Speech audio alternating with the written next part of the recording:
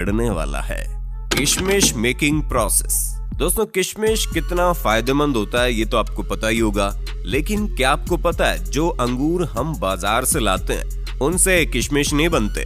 अगर आप उन अंगूर से किशमिश बनाने की कोशिश करोगे तो अंगूर ऐसे ही खराब हो जाएंगे। दोस्तों, भारत में अर्कावती और सुल्ताना इन्हीं दो अंगूर की किस्मों से किशमिश बनाई जाती है।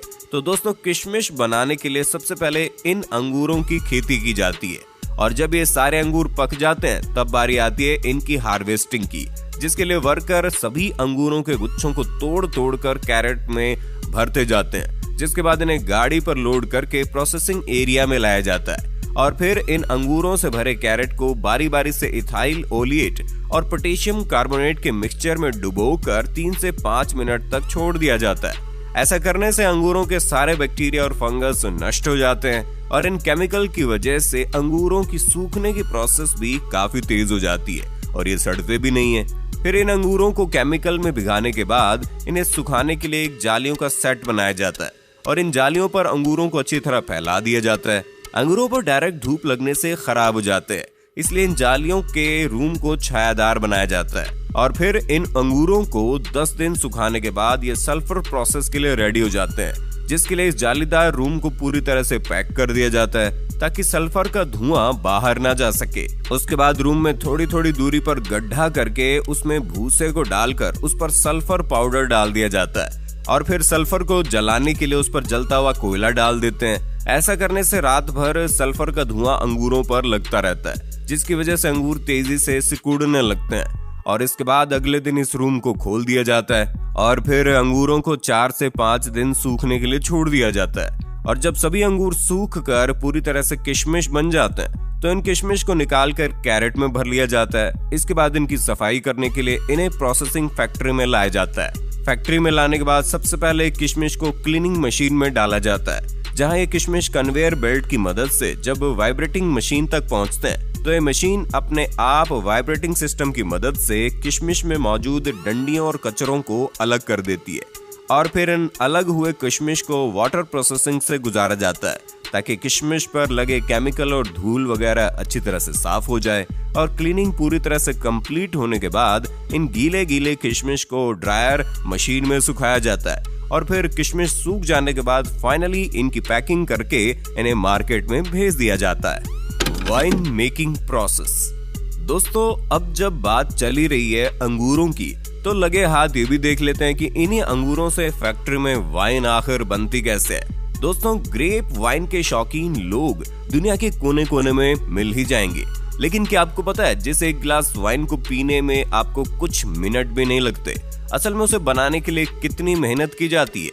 दरअसल नई अंगूर की खेती के लिए अंगूर की सूखी बेलों का इस्तेमाल किया जाता है, जिसके लिए यहाँ बेस्ट क्वालिटी के अंगूर के पौधों को तैयार किया जाता है। सबसे पहले खेतों से सूखी बेलें इकट्ठी कर ली जाती हैं, उसके बाद उन्हें फैक्ट्री में लाया जाता है और एक ऐसी मशीन में डाला जाता है जिसमें बेल की टहनी के ऊपर से बेकार का झाड़ हटाकर उसे साफ सुथरा करके लंबी लंबी टहनियां बना ली जाती है।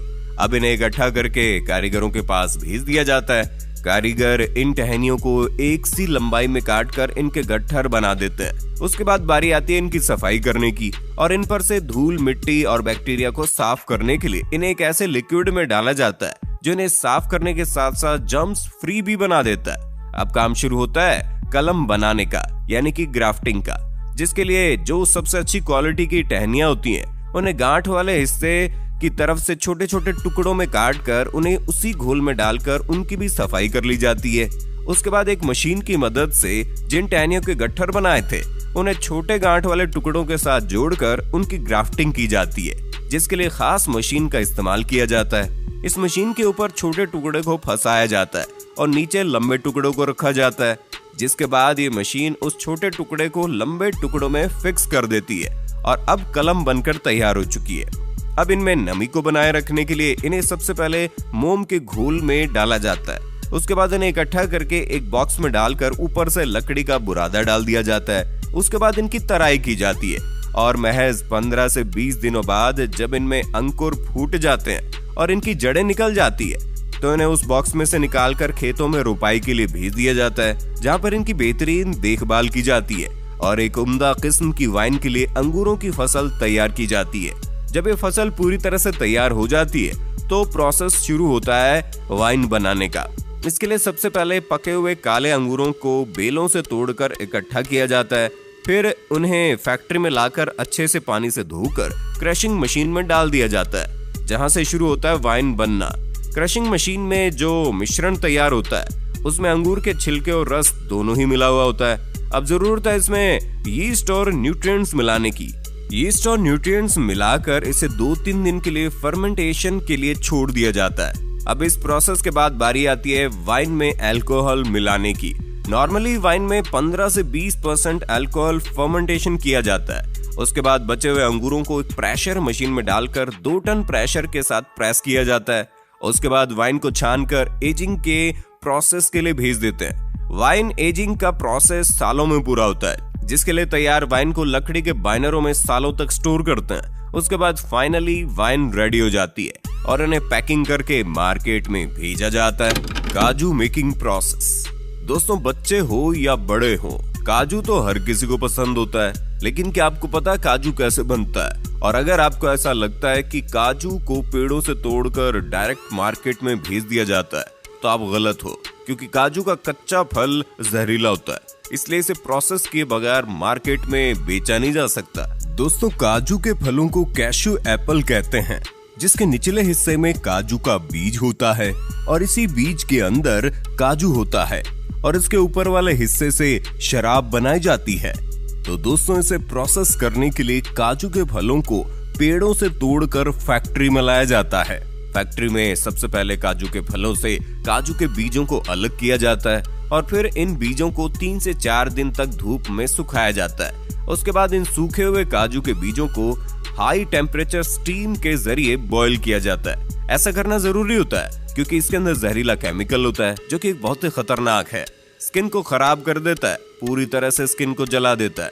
और फिर बॉईल करने के बाद काजू के ऊपरी कवर को निकाला जाता है, जिसके लिए मशीनों की मदद ली जाती है, क्योंकि काजू का ऊपरी कवर बहुत हार्ड होता है। उसके ऊपरी कवर को निकालने के बाद काजू के ऊपर एक पतला छिलका मौजूद होता है, जिसे निकालने से पहले इनकी रोस्टिंग की जाती है, क्योंकि कच्चे काजू को पकाना भी जरूरी होते हैं और ऐसा करने से इनमें मौजूद चिपचिपा लिक्विड भी उड़ जाता है। और फिर रोस्टिंग के बाद काजू का पतला छिलका भी निकाल दिया जाता है और फाइनली काजू की सफाई और छटाई करके इन्हें पैक कर दिया जाता है। साबुन मेकिंग प्रोसेस।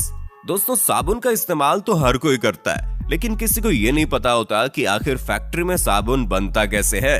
देखिए दोस्तों, साबुन बनाने के लिए सबसे पहले एक बड़े से टैंक में कास्टिक सोडा के साथ एनिमल फैट को मिलाया जाता है और फिर इसमें पानी मिलाकर 15 से 20 मिनट तक उबाला जाता है। उसके बाद इस लिक्विड को छोटे छोटे छेदों के जरिए काफी प्रेशर के साथ कन्वेयर बेल्ट पर छोड़ा जाता है। इस प्रेशर की वजह से कन्वेयर बेल्ट पर जाते ही ये लिक्विड सख्त होने लगता है। उसके बाद इस मिक्सचर को 2 रोलर के बीच से गुजारा जाता है, जहां से मिक्सचर पतली पतली रिबन के शेप में बाहर निकलता है।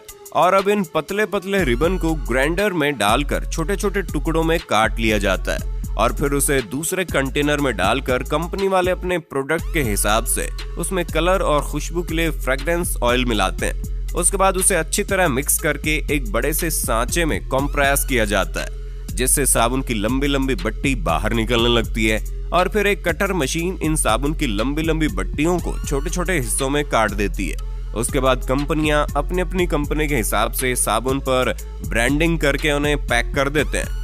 Polyester cloth making. चलिए जानते हैं खराब प्लास्टिक से फैक्ट्री में कपड़ा आखिर बनता कैसे।